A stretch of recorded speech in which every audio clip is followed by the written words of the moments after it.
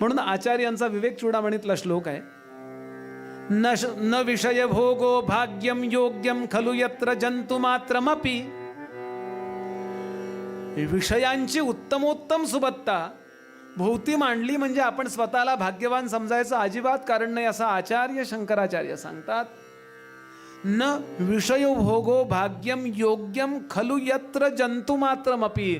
सगळेच जंतू, सगळेच प्राणी विषयांच्या भोगाचे अधिकारी आहेत. एक राजा होता, गोष्ट चांगला होता, सज्जन होता. त्या राजाच्या पदरी अनेक नोकर चाकर होते, त्यामध्ये उत्तम ज्योतिषी होते, छान ज्योतिष सांगणारे होते.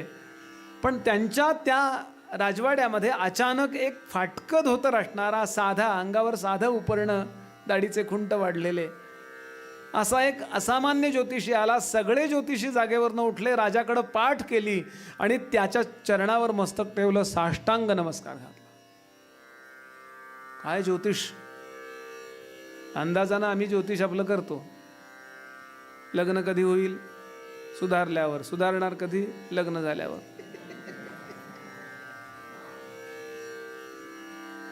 अरे गेले अनेक जन्म आणि पुढचे अनेक जन्म सांगणारा ज्योतिषी होता. त्याला पत्रिकेची गरज नाही, त्याला हात दाखवून गरज नाही. तो नुसता चेहरा पाहिला की सांगायचा काय गेल्या जन्मी कसे होतात. असा उत्तम ज्योतिषी. सगळ्यांनी सांगितलं, राजा सिंहासनावर उठ आणि पाय धर. हे नुसते ज्योतिषी नाही आहेत, यांची शब्दवाणी, यांचा शब्द खरा होतो, वाचा सिद्धी आहे यांना. राजानं नमस्कार केला. नमस्कार केला त्या सगळ्यांच्या सांगण्याने, पण तो नमस्कार जरा बेतानीच केला. ज्योतिषांच्या लक्षात आलं, तसा नमस्कार मनापासून आहे का वरवरचा आहे आपण सुद्धा ओळखतो. आमचे घागबुवा सांगायचे, काही काही माणसं म्हणाले नमस्कार करतात नाटकी, नमस्कार बुवा, ही नाटकं पाहिजेत कशाला म्हणले, असं ते म्हणायचे. जय जय. विनोदाचा भाग सोडून देऊ. महाराज तुम्ही ज्योतिषी आहात असं कळलं, माझं तुम्ही भूत सांगा, भविष्य नको सांगू. भूत सांगा, भूत म्हणजे पूर्वीचं घडलेलं. ते म्हणले दरबारात सांगू का एकांतात सांगू, कॉलेजमधलं सांगू. नको नको म्हणलं, कळलं.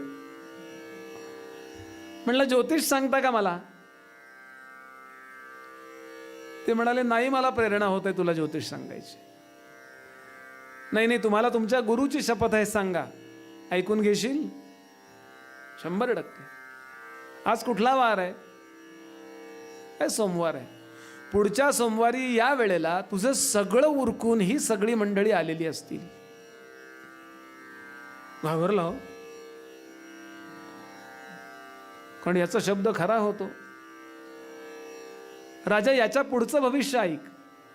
त्यानंतर तुझा जन्म, ते पावसाळ्यात पैसे होतात बघा, पैसा म्हणतो आम्ही साताऱ्यातले लोक, भुई किडा असे गोल गोल गोल गोल असतात, एकावर एक एकावर एक असं पुंजके असतात बघा, भगवत नाही अगदी. आणि त्याच्यावरनं गाडी गेली तर काय विचारूच नका.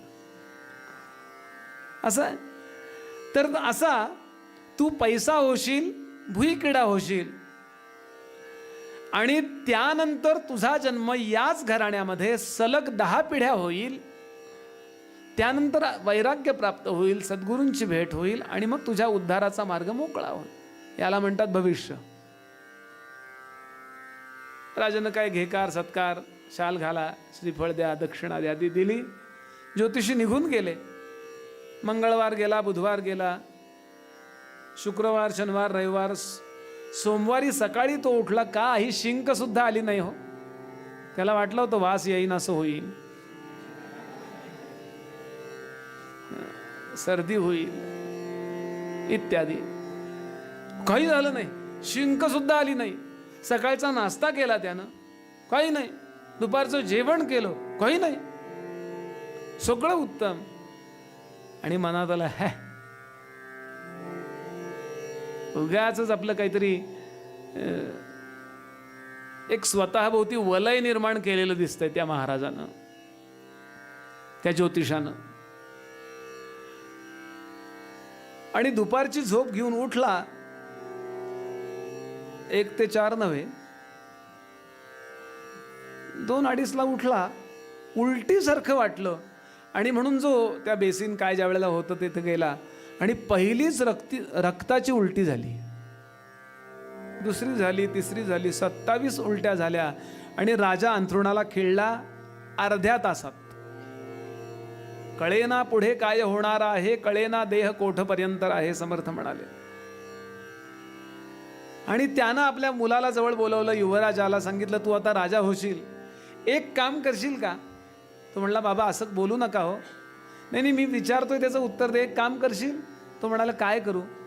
तू राजा झाल्याबरोबर एक फतवा काढ. काय? राज्यामध्ये, गावामध्ये, खेडेगावामध्ये कुठेही पैसा दिसला, भुईकिडा दिसला तर तो मारायचा आणि राजवाड्यात आणून जमा करायचा. आणि एका पैशाला 1 चांदीचा रुपया तू त्या आपल्या तिजोरीतला दे. यानं विचार केला, लवकर मरेन मी तिथे आणि या देहामध्ये येईन, मला भुईकिड्याचाच जन्म आहे ना, तो लवकर मेलो की झालं. असा विचार करून यानं सांगितलं. मुलानंही सांगितलं, हो हो बाबा, असा विचार करू नका. आणि खरोखरीच थोड्या वेळामध्ये त्याची यात्रा आटोपली. 1 तासापेक्षा जास्त वेळ ठेवू नये असं म्हणतात. आणि त्या न्यायाने सगळं उरकून खरोखर ती मंडळी 8-9-10च्या दरम्यान घरी आली. त्या ज्योतिषाचे शब्द खरे झाले. त्यानंतर 15 दिवस अशौच पाळलं गेलं. त्यानंतर राजा झाला तो. आणि राज्याच्या गडबडीत तो युवराज तो फतवा काढायला विसरला, तो हुकूम काढायला विसरला. महिना झाला, 2 महिने झाले, 3 महिने, 6 महिने झाले. आणि 6-7 महिन्यानंतर एक दिवस सकाळच्या वेळेला तो स्नानगृहामध्ये आंघोळीला गेला. संगमरमरी फरशी, छान गंगालय, गंगाळ, गरम पाणी, गार पाणी, कोमट पाणी अशी सगळी मांडलेली. आणि स्नान करता करता त्याच्या लक्षात आलं, त्याच्या 2 संगमरमरी फरशा होत्या. या फरशांच्या मध्ये जे सिमेंट असतं किंवा चुना असायचा पूर्वी, ते थोडं मोडलेलं होतं, तुटलेलं होतं आणि तिथे छिद्र होतं. आणि त्यातून एक भुईकिडा असा असा असा असा वरती यायला डोकवत होता. यानं ते पाहिल्याबरोबर याच्या लक्षात आलं, अरे वडिलांना आपण किती दिवस तिकडं लटकवलं, विसरूनच गेलो मी. सगळे पैसे, सगळे ते भुईकडे मारून टाका, ही जी आज्ञा करायची ती विसरून गेलो. काही हरकत नाही. आज राजवाड्यात गेल्यावर, राजसभेमध्ये गेल्यानंतर पहिला तो भाग आपण फतवा काढूया. पण या कार्याचा शुभारंभ मी आत्ताच करतो. म्हणून चांदीचा तांब्या घेतला आणि तो वरती आलेला किडा होता त्याला मारण्याकरता उगारला. इतक्यात तो किडा, कीटक, जंतू मनुष्यवाणीनं बोलायला लागला, राजपुत्रा थांब. कुठून आवाज येतोय? मी कीटक बोलतोय. अरे तुला बोलता येतं? होय. क्वचित प्रसंगी आम्ही ही वाणी मागून घेऊ शकतो. काय म्हणणं आहे आपलं? अरे मीच तुझा गेल्या जन्मीचा बाबा आहे. बर, मग काय आज्ञा आहे बाबा? 2-4 खुणा सांगितल्यावर त्यानं ओळखलं, हाच बाबा आहे. एक काम करायचं, तू आता राजवाड्यात जाऊन तो जो काही फतवा काढणार आहे असं तुझ्या मनात आलंय ते करू नकोस. का? मनुष्य देहात असताना मला असं वाटलं होतं लवकरात लवकर त्या प्राण्याच्या देहातनं, जंतूच्या देहातनं सुटका व्हावी आणि माणसाचा देह धारण करावा, म्हणजे सगळ्या प्रकारची सुख मला उपभोगायला मिळतील असं मला वाटलं होतं. पण इथे जन्माला आल्यानंतर माझ्या लक्षात आलं, तेव्हाच मी जसा राजा होतो ना तसा आत्तासुद्धा भुईकिड्यांचा राजा आहे. आणि काही कटकट नसलेला राजा आहे. नाही तर पेट्रोल महाग झालं, तिकडे शेतकऱ्यांनी आंदोलनच केलं, भानगड नाही. सगळे प्राणी मनुष्य सोडून खूप सरळ असतात, नियमाने वागतात. तुला मुद्दाम सांगतो राजपुत्रा, इथे माझं असं मोठं राज्य आहे की माझ्या शब्दाला खूप किंमत आहे. सगळी सुख माझ्या भोवती हात जोडून उभी आहेत.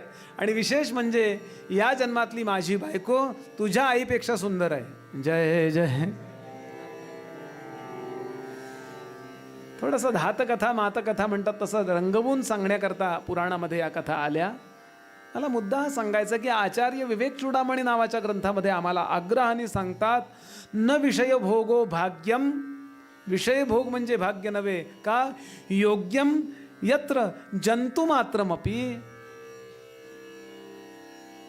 ब्रह्मेंद्र रुद्रमृद्यम भाग्यम विषयेषु वैराग्यम. ब्रह्मादी इंद्रादी देवता सुद्धा ज्याचा द्वेष करतात ते जर काय असेल तर ते हे वैराग्य आहे. इंद्राला सगळं प्राप्त आहे पण वैराग्य नाही. म्हणून प्रकरण अहिल्या प्रकरणी इत्यादी. बरं, इंद्र या पदावरती अनेक लोक बसतात, अनेक जातात. स्वर्गीचे पुरंदर 14 जाती ज्ञानोबा. म्हणून किती महत्वाची मागणी, देवा सद्गुरुनाथा मला ही गोष्ट द्या. योग्य त्या वेळेला योग्य त्या पद्धतीनं माझं जीवन जगत असताना विद्यार्थी दशेमध्ये मी उत्तम विद्यार्थी दशा व्यतीत करावी. गार्हस्थाश्रमामध्ये सुद्धा गार्हस्थाश्रमाची कर्तव्य जी आहेत ती अत्यंत उत्तम करावीत. उगाच विचित्र वैराग्य नकोय. तेव्हा फार उपास केले तरुणपणी ना की म्हातारपणी लाडू केले वाटतं. आज योग्य त्या वेळेला योग्य त्या गोष्टी केल्याच पाहिजेत.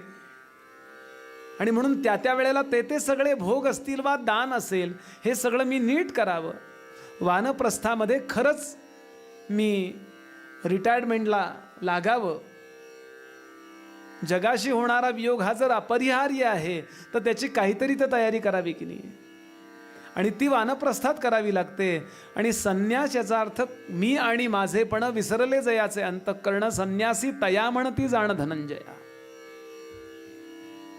ही पण योग्यता माझ्याकडे यावी याकरता लक्ष्मण महाराज उद्धवसुत सांगतात, महाराज सदा सर्वदा शांती विरक्ती राहे. आणि ही शांती राहावी, विरक्ती राहावी, अंतर्मुखता राहावी याकरता एक गोष्ट करा. काय द्या? हरी कीर्तनी चित्त माझे वसो हे. भगवंताच्या सगुण निर्गुण कीर्तनामध्ये माझं चित्त अखंड वस्तीस्थानाला असू देत. माझं लक्ष कीर्तन प्रवचनाकडे असू देत. माझं त्या कीर्तन प्रवचनात गेल्यावर कीर्तन प्रवचनाकडंच लक्ष असू देत. कारण काही लोकांचं घड्याळाकडे लक्ष असतं. झोपायचं की नाही पुढं परवा बसणं, ते एकादशी बसणं एक 2-4 दिवसाचा प्रश्न आहे. मी वाढवणार नाही. आज कीर्तन लवकर सुरू झालं तर लवकर संपणार. काल 10:15 सुरू झालं, 11:45 संपलं. बरोबर 1.5 तास मापात. याचं कारण पहाटे परत उठायचे, पूजा आहे. त्याही गोष्टीला न्याय देता आला पाहिजे. कारण हा उत्सव पूर्ण करायचा हे प्रत्येक कीर्तनकाराची ती जबाबदारीच आहे. असो, हरी कीर्तनी चित्त माझे वसो हे. याच मंडपात घडलेला प्रसंग सांगतो आणि थांबतो.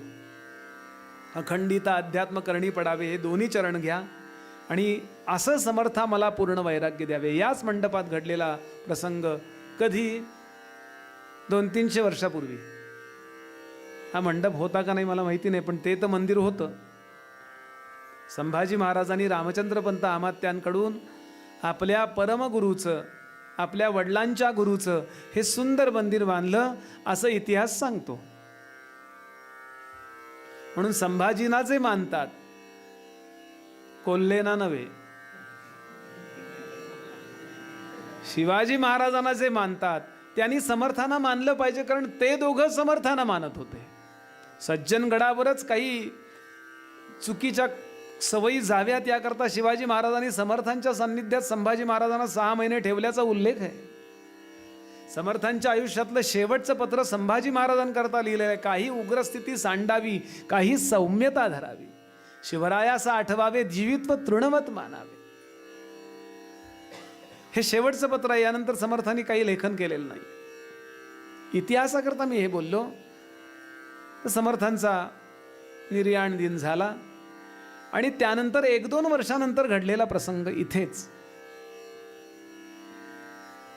त्यावेळेला उत्सवाकरता जसे कीर्तन आज चालली तसं ती परंपराच आहे. केशव स्वामी जे कल्याण स्वामींचे शिष्य आहेत, उमरतचे मठपती, ते इथे कीर्तनाला उभे होते. आणि मनापासून कीर्तन हो. असं कुठलीही गोष्ट मनापासून करावी. मनापासून केलेलं कीर्तन भगवंताला खूप आवडतं. अंतःकरण ओतून ते करण्याचा प्रयत्न करावा. प्रयत्न तर करूया. आणि केशव स्वामींचा एवढा अधिकार की कल्याण स्वामींची पूर्ण कृपा ज्या ज्या शिष्यांना मिळाली त्यापैकी केशव स्वामी. सुंदर कीर्तन सुरू आहे, दुतर्फा गर्दी आहे. आणि सातारची जी गादी आहे, संभाजी महाराजांचा पुत्र शाहू महाराज, पुत्र ते शाहू महाराज, आणि ती असलेली परंपरा, दासनवमी उत्सवात एक तरी दिवस समाधीच्या दर्शनाला येण्याचा त्यांचा नियम होता. मी पाहिले थोरल्या राणी सरकार दर्शनाला आलेल्या. आपण तर त्या आमच्याही पूर्वीचा काळ पाहिलाय.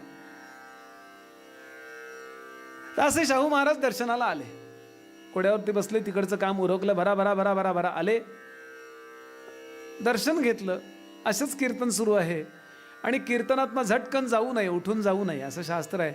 म्हणून एक 10 मिनिटं असे पायरीवर म्हणा किंवा असे बसले आणि लगेचच स्वागत केलं. याने काही तराणा म्हटला, शिष्टागमने अनाध्याय, या मोठ्या माणसाचा सन्मान करावा या न्यायाने तो सन्मान केला आणि पुन्हा विषयाला आरंभ झाला.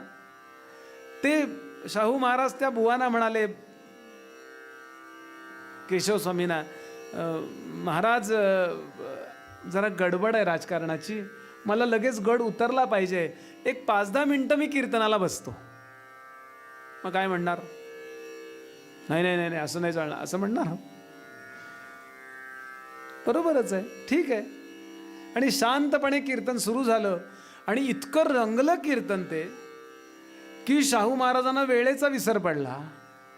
आणि पहाटपर्यंत चाललेलं ते कीर्तन महाराज स्वतः, शाहू महाराज स्वतः देहभान हरपून ऐकत बसले. इतके रिलॅक्स, इतके शांत झाले. राजकारणातली जी काही ओढाताण असते एकदम शांत. आणि थांबले, कीर्तनकाराच्या नमस्काराला थांबले, नमस्कार केला आणि आपल्या गळ्यातली मोत्याची माळ, आरती होती त्यावेळेला, ती त्या आरतीमध्ये टाकली. आरतीत आपण काहीतरी टाकतो, त्या कीर्तनकाराला बुवा म्हणा, त्या बुवाला म्हणा मिळावं किंवा त्या संस्थेला मिळावं याकरता आपण आरतीमध्ये काही अर्पण करतो. या कार्याला ती केलेली मदत असते. शाहू महाराजांनी मोत्याची माळ, अस्सल मोती, आणि अशी ती माळ त्या आरतीच्या तपकात टाकली आणि पायावर डोकं ठेवलं. शाहू महाराजांनी ती माळ परत घेतली, क्षमा करा, केशव स्वामींनी ती माळ परत घेतली आणि श्री शाहू महाराजांना घातली आणि म्हणाले, महाराज मला मी मागतो ते देणार का? काय केशव स्वामी असतील, कल्याणांचे पट्ट शिष्य, मी मागतो ते देणार का? ते म्हणाले, मागा, काय पाहिजे मागा, काही कमी नाही आहे, राजाच आहे हो. गाई देऊ, धन देऊ, काय पाहिजे बोला. ते म्हणाले, इथून पुढं आयुष्यभर एका गोष्टीचा शब्द मला द्या, बोला बोला बोला, एकच मला द्या. आपण जिथे कुठे राहाल, जर वेळ मिळाला तर अध्यात्म श्रवणाला, कीर्तनाला जाऊन बसा, प्रवचनाला जाऊन बसा. आणि मला वेळ नाहीये, 10 मिनिटात मला उतरायचंय असं न म्हणता बसा आणि मन लावून ते ऐका. मी आपल्याला खात्रीनं सांगतो, राज्यही छान चालेल आणि तुमची आध्यात्मिक प्रगतीही होईल. ऐहिक, पारलौकिक आणि आध्यात्मिक कल्याण करणारा हा कीर्तनाचा कधी अवमान करू नका. हीच भिक्षा मला द्या. काय प्रसंग आहे हो. आणि समर्थांच्या साक्षीनं घडलेला आहे इथे प्रसंग. खूप वर्षापूर्वी वाचला होता मी. आदरणीय सुनील दादा हा प्रसंग सांगायचे. मी आपल्यासमोर याकरता बोलतोय, सगळ्या मोठ्या लोकांनी या अखंडित अध्यात्म श्रवणी पडावे याच्यावरती प्रकाश टाकलाय. मला आता सगळं बोलायचं नाहीये, अर्ध्या मिनिटात थांबतो आणि लगेच आख्यानाला सुरुवात करूया. समर्थ स्वतः सांगतात, मनाच्या तोडून ओढी श्रवणी बैसावे आवडी, सावधपणे घडीने घडी काळ सार्थक करावा. जेथे नाही श्रवण स्वार्थ, तेथे कैचा हो परमार्थ, मागे केले तितुके व्यर्थ श्रवणी विण होत असे. आणि स्वतः आपले समर्थ अध्यात्म श्रवणाचा कधी अनादर करीत कुठलाच संत करत नाही. आपण स्वामी समर्थ घ्या, आपण श्री गजानन महाराज घ्या, आपण टेंबे स्वामी महाराज घ्या, आपण कलावती आई घ्या बेळगावच्या, कुणीही संत बघा, कुणी अधिकारी लोक बघा, कीर्तन प्रवचन श्रवणाचा यांनी कधी आळस केला नाही.